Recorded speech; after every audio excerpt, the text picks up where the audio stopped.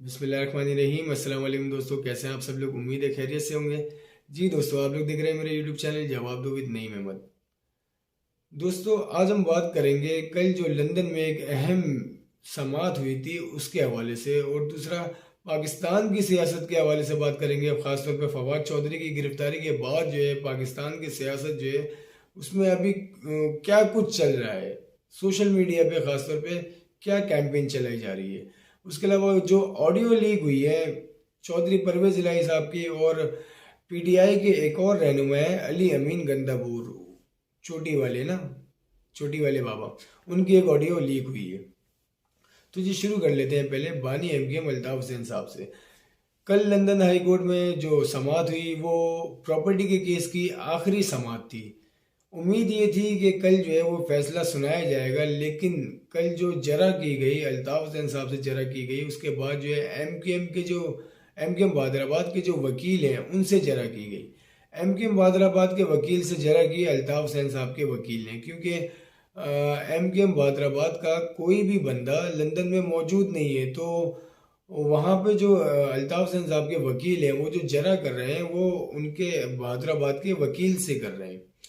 तो जब वहाँ पे मामला जब शुरू हुए तो ये केस जो है इस तरह से बन गया है कि प्रॉपर्टी उसकी है जिसकी एमकेएम है, और एमकेएम तो जाहिर है, ये इसमें तो कोई शक ही नहीं ना कि एमकेएम जो है वो तो अल्ताफ हुसैन साहब की है। आप दुनिया की में दुनिया भर में कहीं भी चले आए जहाँ पे पाकिस्तानी आपको मिले, दुनिया के किसी भी मुल्क में अगर आपको कोई भी पाकिस्तानी मिलता है, आप उससे अगर पूछें कि एमकेएम किसकी है तो वो तो यही कहेगा कि एमकेएम जो है वो अल्ताफ हुसैन साहब की है, इसमें तो कोई शक ही नहीं है ना। लेकिन जो 2015 का जो आइन है एमकेएम की पार्टी का, उसमें भी कायद जो है और बानी जो है वो अल्ताफ हुसैन साहब है। फिर 16 के आइन में भी बानी जो है वो अल्ताफ हुसैन साहब है।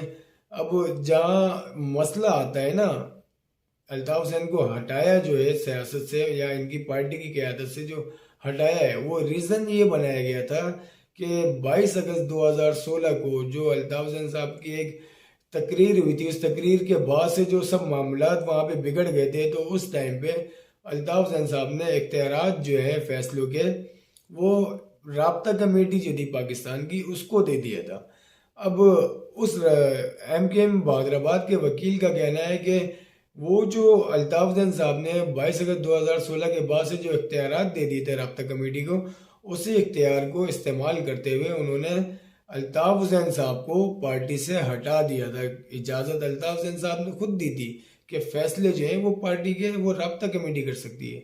तो उसी बिना पे अल्ताफ हुसैन को राब्ता कमेटी ने हटा दिया, फारिग कर दिया। तो अब इसके ऊपर जो एम के अल्ताफ हुसैन साहब के वकील हैं वो कहते हैं कि जी बंदा सामने बैठा हुआ है, आप इससे पूछ लें कि इन्होंने इजाज़त दी थी या नहीं दी थी। अब जब अल्ताफ हुसैन साहब से पूछा जाता है कि आपने इजाज़त दी थी, तो अल्ताफ हुसैन साहब कहते हैं मैंने फैसले करने की इजाज़त दी थी, आइन में तब्दीली करने की कोई इजाज़त नहीं दी। आइन में तब्दीली करने का कोई सवाल ही पैदा नहीं होता कि पार्टी के आइन को आप तब्दीली करें उसमें कोई, और मेरी मेरी इजाज़त ना ली जाए, ऐसी मैंने कोई इजाज़त नहीं दी थी। तो इसके अलावा भी जो असल में वहाँ पे जो एमकेएम बहादराबाद है ना, वो कमज़ोर इसलिए बढ़ रही है क्योंकि उनका वहाँ कोई बंदा मौजूद नहीं है, सिर्फ अकेला वकील है। अब वकील जो है वो मतलब इतने सारे लोगों को कैसे मुंह देता रहेगा, किस किस को वहाँ पे अकेला बंदा वो बेचारा जवाब देता रहेगा। तो वहाँ साथ कोई नहीं खड़ा हुआ, वो अकेला है। और दूसरी तरफ जो अल्ताफ हुसैन साहब है, इनके साथ इनकी पूरी वहाँ की जो राब्ता कमेटी है, उनके वकला हैं, वो सब जो है वो बड़ी मजबूत तैयारी के साथ हैं और वो अल्ताफ हुसैन के साथ खड़े हुए हैं। और इस केस की जो पूरी तैयारी जो है, बिल्कुल एक एक अल्फाज जो है वो अल्ताफ हुसैन साहब ने बिल्कुल सही तरीके से इस्तेमाल किया है। पूरी तैयारी के साथ है अल्ताफ हुसैन साहब भी। वो एमकेएम बहादराबाद के वकील को उन्होंने हर बात का जवाब जो है वो बड़ी दलील के साथ दिया है। लेकिन जो बहादराबाद का कोई बंदा वहाँ नहीं है, इस वजह से ये केस जो है इनके हाथ से निकलता जा रहा है एमकेएम बहादराबाद के हवाले से। एमकेएम बहादराबाद के एक रहनुमा भी हैं, इन्होंने ये कहा भी कि एमकेएम को ये केस जो है अल्ताफ हुसैन साहब पे करना नहीं चाहिए था, और वकील भी जो है वो हल्का किया है। अब ये वो रहनुमा है जो पहले रहनुमा नहीं थे एमकेएम के, अभी अब हो गए वो रहनुमा। उनके ही अल्फाज हैं, मैं नाम लेना नहीं चाह रहा। आप समझ जाए कि ये अल्फाज किसके हो सकते हैं कि जी ये केस करना नहीं चाहिए था अल्ताफ हुसैन साहब पे प्रॉपर्टी का। तो जी अब जो खैर सीधी सी बात ये है कि अब 2 हफ्ते का टाइम जो है वो जज ने दे दिया है। 2 हफ्ते में फैसला सुनाया जाएगा। 2 हफ्ते में फैसला सुनाया जाएगा किसी भी दिन।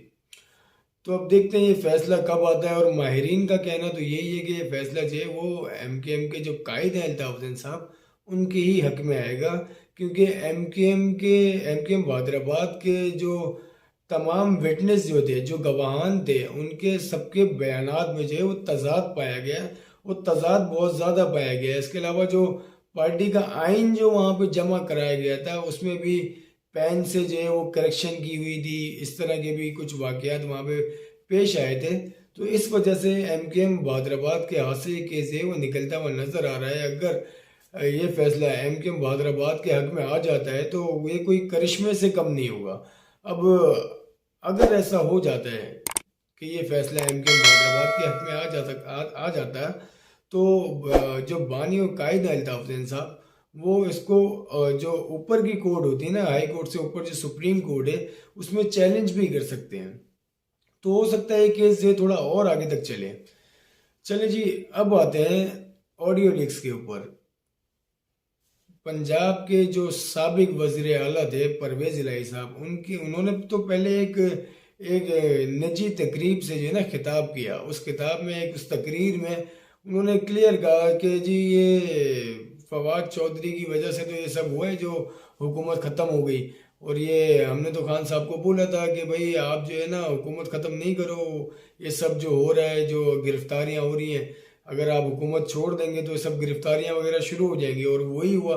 और ये सब जो है वो फवाद चौधरी की वजह से हुआ। फवाद चौधरी ने जो है ना इसमें किरदार अदा किया कि उसके उनके मशवरों से ये हुकूमत जो है पंजाब की वो छोड़ी गई है।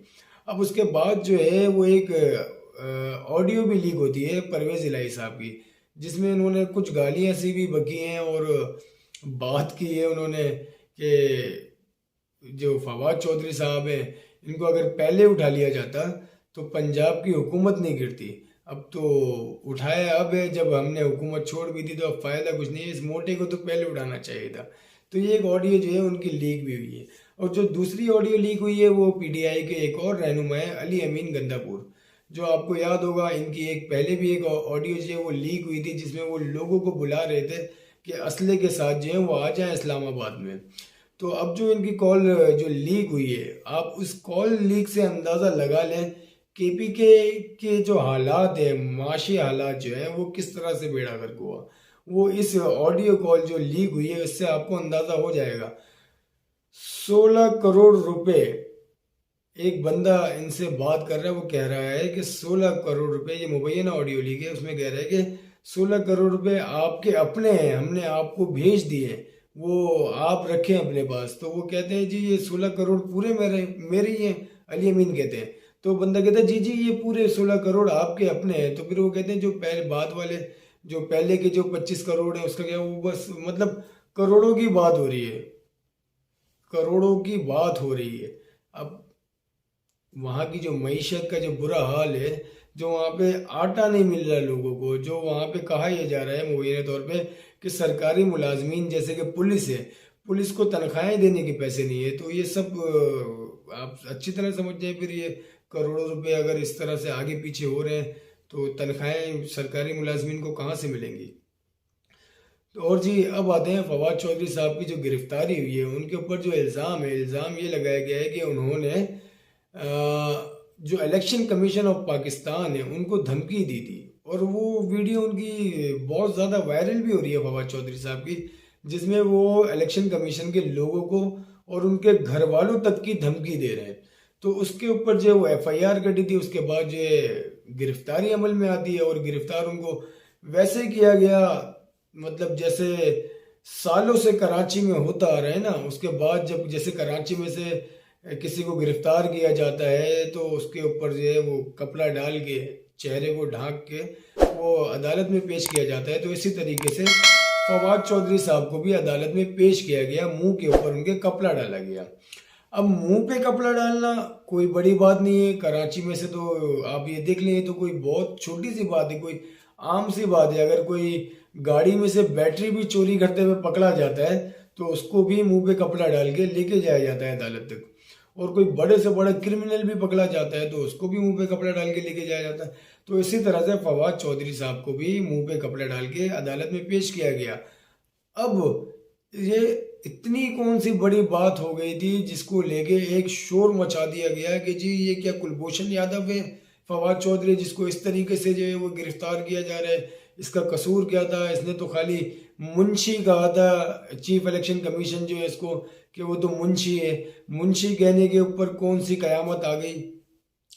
अब बात सिर्फ यहाँ तक नहीं रह जाती, आप अभी सोशल मीडिया पे जाके देखें इदारों की, जो हमारी आर्मी है, जो हमारे चीफ आर्मी के चीफ हैं, जो सरबराह हैं आर्मी के, उनके खिलाफ किस तरह की घटिया मुहिम चलाई जा रही है पीटीआई की तरफ से, वो आप लोग जाके देख सकते हैं।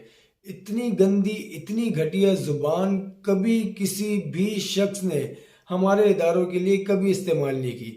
फिर इन लोगों के साथ होता है कि इनको उठाया जाता है तो फिर ये लोग फिर रोना धोना मचा देते हैं, फिर इनके साथ जिनसी ज्यादती हो जाती है, फिर ये रोते हैं कि हमें मारा जा रहा है, हमें पीटा जा रहा है, हमें नंगा किया जा रहा है, फिर ये रोते हैं कि हमारी वीडियो रिलीज की जा रही है। ये सब कुछ खुद इन्हीं का किया हुआ होता है, इनकी खुद की हरकतें ऐसी होती हैं। अब उसके बाद जब जाहिर है यार एक मोअज़्ज़िज़ इदारा है फौज, हमारे मुल्क की फौज, बात देखे ना, अब इंडिया का जो रॉ का, इंडियन रॉ जो है उसका एक मेंबर है, वो अपने इंटरव्यू में कहता है कि पाकिस्तान की आर्मी है तो आज पाकिस्तान है, अगर पाकिस्तान की आर्मी नहीं है तो फिर पाकिस्तान भी नहीं है। अब एक दुश्मन ऐसी बातें करता है हमारी आर्मी के लिए, और आप उस आर्मी के लिए इस मुल्क में रहते हुए इस तरह की गलीज बातें अगर करेंगे तो फिर रद्द अमल तो आएगा ना। और ये आप लोगों के लिए तो बहुत अच्छा होता है कि आप लोग जो है, अभी आपके ऊपर जो केस बना है वो फवाद चौधरी साहब पे, वो तो बहुत मामूली केस बना है, और इमरान खान साहब तो खुद कह रहे हैं कि ये तो बहुत मामूली सी बात है, उसने तो मुंशी का है। इमरान खान साहब ने जो खुद इतनी बातें की हैं वो सिर्फ इलेक्शन कमीशन के लिए नहीं की है, उन्होंने तो इदारे के लोगों के लिए जो बातें की हैं और नाम ले लेके जो बातें की हैं वो तो बिल्कुल ठीक है। फवाद चौधरी का तो कोई कसूर ही नहीं है, फिर उसे तो गिरफ्तार ही नहीं करना चाहिए था। अब इमरान खान साहब जो है, मेरी नज़र में अगर पाकिस्तान के अंदर कोई सबसे बड़ा डरपोक कह लेते हैं, मैं कुछ और कहना चाह रहा था, डरपोक अगर कोई सियासतदान है ना तो वो इमरान खान है मेरी नज़र में। उसकी वजह ये, खान साहब कहते हैं कि मैं जेल जाने से नहीं डरता, जब उनको गिरफ्तारी करने की कोई बात आती है, कोई नोटिफिकेशन आता है, तो ये 700-800 लोग जो है अपने दरवाजे पे लाके खड़े कर लेते हैं। तो भाई आप नहीं डरते ना गिरफ्तारी से, तो आप उन लोगों को बोलो मुझे जाना है जेल में, जेल जाने से नहीं डरता, आप लोग अपने घरों पे जाओ। 700-800 लोग वहाँ पे औरतें बच्चे लाके ये लोग जमा कर लेते हैं। और फिर हमारे जो इदारे हैं, आप उनकी हमदर्दी देखें, उनके दिलों में आप रहम देखें, वो उन औरतों बच्चों को कोई नुकसान ना पहुँचे, इस वजह से वो इमरान खान को गिरफ्तार करने नहीं जाते। और इन इदारों के खिलाफ जो इनकी इतनी मतलब फिक्र करते हैं इन लोगों की, इन इदारों के खिलाफ ये किस तरह की बकवास करते हैं। बात सारी वो ये आती है, 90 पे जब छापा पड़ा था 2015 में, तो वहाँ पे कितने सारे लोग जमा थे, उसके बाद भी इदारों ने अपनी कार्रवाई की थी ना। तो यहाँ पे कार्रवाई करने में क्या है यार, मिनट का काम है। ये 600-800 लोग जो है मिनट का काम है, ऐसे हटेंगे, खान साहब को पकड़ के निकालो, लेके जाओ, ये मामले ही खत्म करो ना, उसके बाद जो करने करो। आपके लिए तो गिरफ्तार करना, किसी को भी गिरफ्तार करना कोई बात ही नहीं है। तो इमरान खान को इतना लटका के रखने की वजह क्या है? वो भी घर में अंदर बैठे हुए खान साहब, वो बाहर जो है सारे यूथ है वो ठंड में ठटर रहे हैं, बैठे हुए बच्चे लेके बैठे हुए, अपने बच्चों पे भी रहम नहीं आ रहा, इतनी ठंड में बच्चों को लेके वहां पे बाहर बैठे हुए। वो खान साहब जो है वो आराम से अपने घर में अंदर जमान पार्क में बैठे हुए। तो खैर जी, अब तो देखते हैं कि ये मामला और कितने दिन चलता है और कितने दिन लोग जो है इनके घर के आगे बैठे रहते हैं और खान साहब कब तक छुप के बैठे रहते हैं। एक आखिर में एक खबर मैं आपको एक और दे देता हूँ कि एक और गिरफ्तारी, एक और बड़ी गिरफ्तारी जो है मुबैना तौर पे खबर आ रही है कि होने वाली है, और ये गिरफ्तारी है शेख रशीद साहब की। देखते हैं ये गिरफ्तारी होने के बाद क्या रद्द अमल आता है। और खान साहब के लिए क्या स्ट्रेटजी है हमारे इदारों की, ये तो अभी वक्त ही बताएगा। आप लोगों को मेरी वीडियो कैसी लगी अपना फीडबैक लाजमी देगा और मेरे यूट्यूब चैनल को लाजमी सब्सक्राइब करें। अब मुझे इजाज़त दें, अल्लाह हाफिज़।